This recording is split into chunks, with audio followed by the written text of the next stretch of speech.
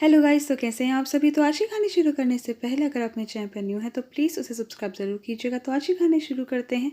मेरी लाडो, विद्या की कीमत समझो।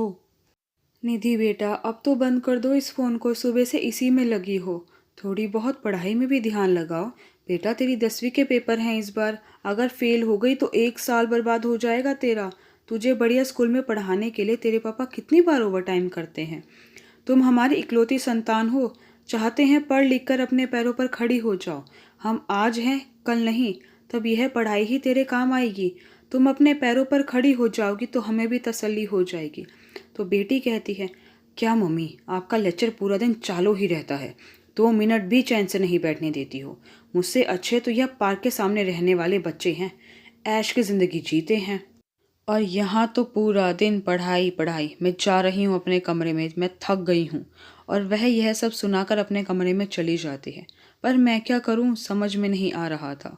कैसे समझाऊँ कि बेटा, अपने पैरों पर खड़ा होना कितना ज़रूरी है। मैंने कैसे कैसे दिन देखे हैं, कैसे बताऊँ। जब मेरी शादी हुई थी तो पीहर और ससुराल दोनों ही संपन्न थे। यह अपने परिवार के इकलौते बेटे थे। पर मेरे घर में भाई भाभी और एक बड़ी बहन जिसकी शादी हो चुकी थी। कर्म की गति कहिए या नियति, शादी के 3 साल बाद ही इनका अच्छा खासा कारोबार डूब गया। इसके सदमे में 1 महीने के अंतराल में सास ससुर दोनों चले गए। रह गए हम पति पत्नी, परिवार में 2 ही जने। पर जब घर में कुछ नहीं होता तो ऐसा लगता है जैसे पेट भी कुएं जैसा हो गया है, जो भरता ही नहीं। उस समय मुझे अपने कम पढ़े लिखे होने का बहुत दुख होता था। इन्होंने कई दुकानों पर नौकरी ढूंढी पर कहीं नहीं मिली। माँ ने बहुत सहारा लगाया, घर का राशन, बिजली का बिल, पर कब तक गुजारा होता। कोई कुछ नहीं कहता था, पर कभी कभी भाभीियों के व्यंग से भरी हंसी, एक दूसरों को इशारा करते देख दिल में तीर से चुभ जाता था। फिर एक जगह इन्हें नौकरी मिल गई। इनका दोस्त भी वहीं नौकरी करता था।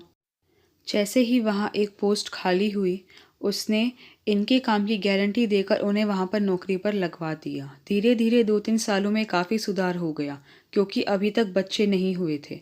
फिर दुनिया में आई मेरी नन्ही परी।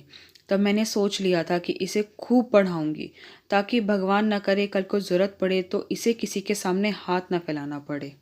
बैठी बैठी मैं यह सब सोच ही रही थी कि इतने में डोरबेल की आवाज़ आती है। तो मैं दरवाज़ा खोलती हूँ। निधि भी अपने कमरे से बाहर आ जाती है, सोचती है कि पापा आइसक्रीम लेकर आए हैं।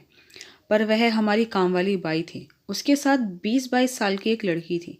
मैंने कहा, शांति, इस टाइम काम तो तुम सुबह कर गई थी। तो वह बोली, हाँ मेम साहब, वह ये मेरे भाई की लड़की है। इसका घरवाला इसे छोड़ किसी और के साथ चला गया।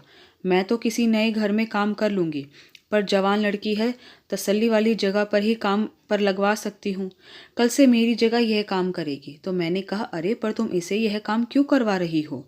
कहीं स्कूल में चपरासी वगैरह के काम दिलवा दो, अच्छे पैसे मिल जाएंगे। तो वह कहती है, कहाँ से लगवाऊँ मेम साहब, अंगूठा छाप है। 10वीं पढ़ी होती तब भी कहीं नौकरी मिल जाती। तब कम से कम घर घर यह काम तो नहीं करना पड़ता। अब इसमें मैं क्या कर सकती हूँ, जैसा इसका भाग्य। कल से यह आ जाएगी। अब मैं चलती हूँ। और वह दोनों चली जाती हैं। निधि कहती है, मम्मा आप मेरे लिए चॉकलेट शेक बना दोगे? तो वह कहती है, हाँ बेटा, अभी बनाती हूँ। ठीक है मम्मा, आप जब शेक बना दो तो मेरे कमरे में दे देना, मैं वहाँ पर पढ़ाई कर रही हूँ। और वह अपने कमरे में चली जाती है। तो मैं सोचती हूँ, इसे क्या हुआ एकदम से। फिर शांति काम वाली की बात याद आ जाती है। चलो भाई, कैसे ही सही, देर आए दुरुस्त आए। और मैं रसोई की तरफ चली जाती हूँ। आई होप गाइस कि आपको मेरी वीडियो पसंद आई हो। अगर आपको मेरी वीडियो पसंद आई हो तो प्लीज़ उसे लाइक ज़रूर कीजिएगा, शेयर कीजिएगा, मुझे कमेंट करके बताइएगा कि आपको मेरी वीडियो कैसी लगी।